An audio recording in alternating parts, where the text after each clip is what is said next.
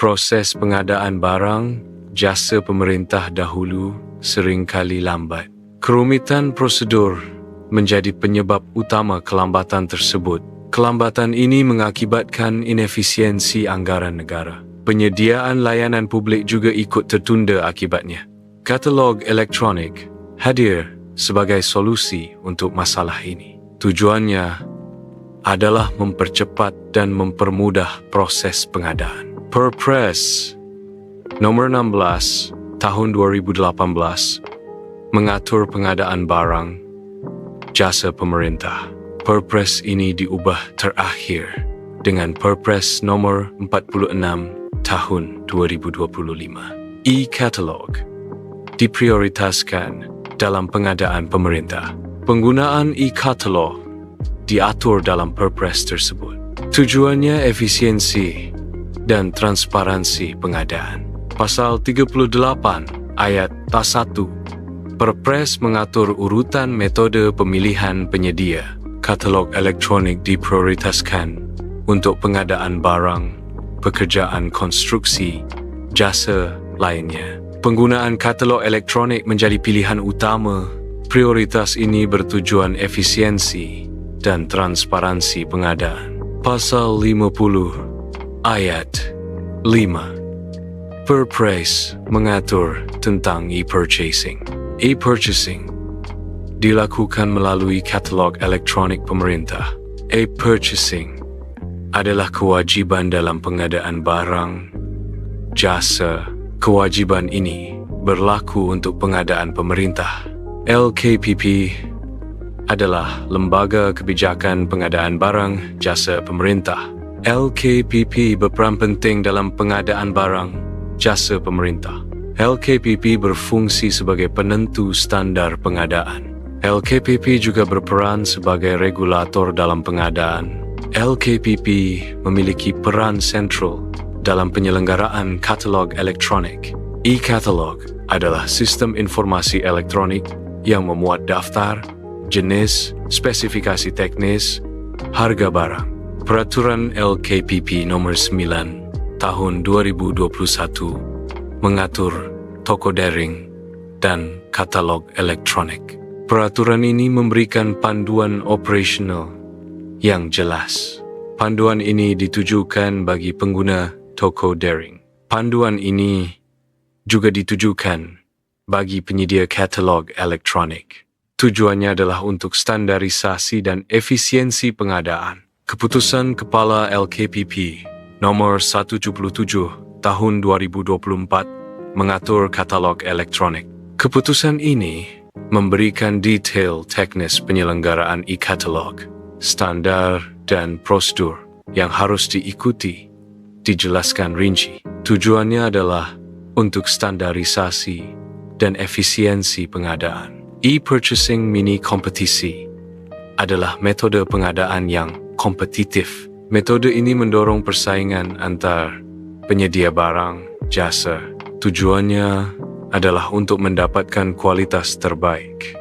Mini kompetisi juga bertujuan untuk mencapai harga yang paling efisien. Dengan demikian, pengadaan menjadi lebih efektif dan menguntungkan. Keputusan Kepala LKPP nomor 93 tahun 2025 mengatur e-purchasing katalog elektronik. Pelaksanaan e-purchasing dilakukan melalui metode mini kompetisi. Mini kompetisi adalah bagian penting dari proses e-purchasing. Keputusan ini mencakup kriteria evaluasi dalam mini kompetisi. Mekanisme evaluasi juga diatur dalam keputusan tersebut. Tujuan pengaturan ini adalah efisiensi dan transparansi pengadaan. Katalog elektronik versi lama, versi 5, telah dinonaktifkan. Penonaktifan ini berlaku untuk etalase konstruksi dan kesehatan. Tindakan ini diambil untuk menjaga efisiensi sistem. Tujuannya adalah untuk memastikan keakuratan data yang tersedia. Dengan demikian, data yang ditampilkan selalu yang terbaru. Pengguna disarankan untuk menggunakan versi katalog yang lebih baru. Surat Edaran LKPP Nomor 2 Tahun 2025 menonaktifkan katalog elektronik versi 5. Penonaktifan ini berlaku untuk etalase konstruksi dan kesehatan. Pengguna diarahkan untuk beralih ke versi terbaru. Perubahan ini bertujuan meningkatkan efisiensi sistem. Versi terbaru menawarkan fitur dan pembaruan yang lebih baik. Pemerintah daerah Wakatobi aktif menerapkan e-purchasing. E-purchasing diimplementasikan sesuai pedoman yang berlaku. Tujuannya adalah efisiensi dan transparansi pengadaan. Ini mendukung tata kelola pemerintahan yang baik. Implementasi ini selaras dengan regulasi nasional. Surat Edaran Bupati Wakatobi memberikan pedoman pengadaan barang jasa. Pedoman ini melalui e-purchasing pada katalog elektronik. E-purchasing berlaku di lingkungan pemerintah kabupaten. Tujuannya adalah efisiensi dan transparansi pengadaan. Katalog elektronik menawarkan antarmuka yang ramah pengguna. Antarmuka ini dirancang untuk memudahkan pencarian. Pengguna dapat dengan mudah memilih barang, jasa yang diperlukan. Tampilan yang intuitif meningkatkan efisiensi pencarian. Proses pemesanan dimulai dengan pemilihan produk dari katalog elektronik. Setelah memilih, tentukan jumlah produk yang ingin dipesan. Pesanan kemudian diajukan secara elektronik melalui sistem. Sistem mencatat detail pesanan dan mengirimkan konfirmasi. Proses ini memastikan efisiensi dan ketelitian dalam pemesanan. Pesanan yang diajukan akan melalui proses validasi. Validasi dilakukan oleh pihak berwenang yang kompeten. Tujuannya adalah memastikan kesesuaian pesanan.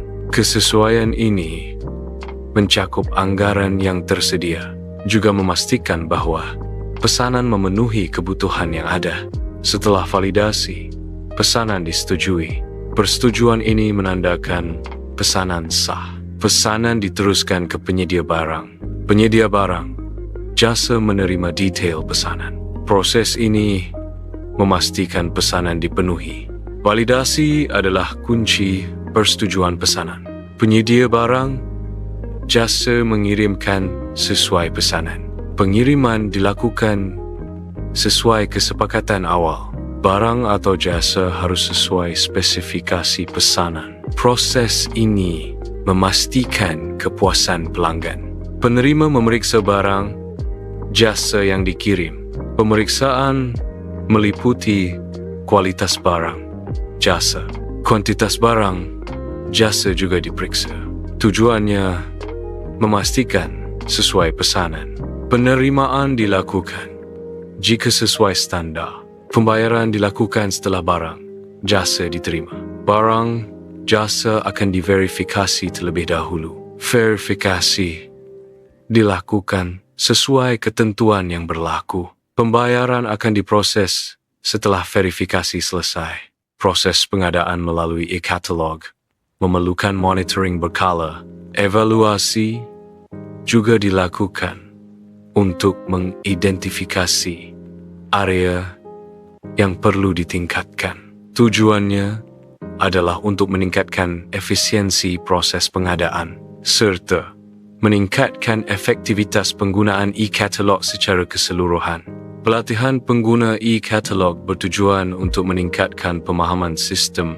Pelatihan ini memastikan pengguna memiliki keterampilan yang memadai. Keterampilan ini diperlukan untuk menggunakan sistem e-katalog secara efektif. Dengan demikian, pengguna dapat memaksimalkan manfaat dari e-katalog. Dukungan teknis disediakan untuk membantu pengguna. Tujuannya adalah mengatasi masalah teknis. Masalah ini mungkin timbul saat menggunakan katalog elektronik. Pengguna dapat menghubungi tim dukungan untuk bantuan. Dukungan mencakup pemecahan masalah dan panduan. Ini memastikan pengalaman pengguna yang lancar. Sistem katalog elektronik memiliki fitur keamanan yang kuat. Fitur ini dirancang untuk melindungi data sensitif.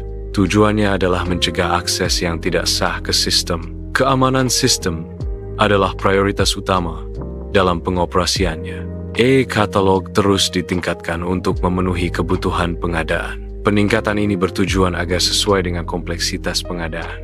Pembaruan dilakukan agar dinamis mengikuti perubahan kebutuhan. Tujuannya adalah efisiensi dan efektivitas proses pengadaan. Peningkatan ini mencakup fitur dan informasi yang relevan. Dengan demikian, e-katalog selalu relevan dan mutakhir.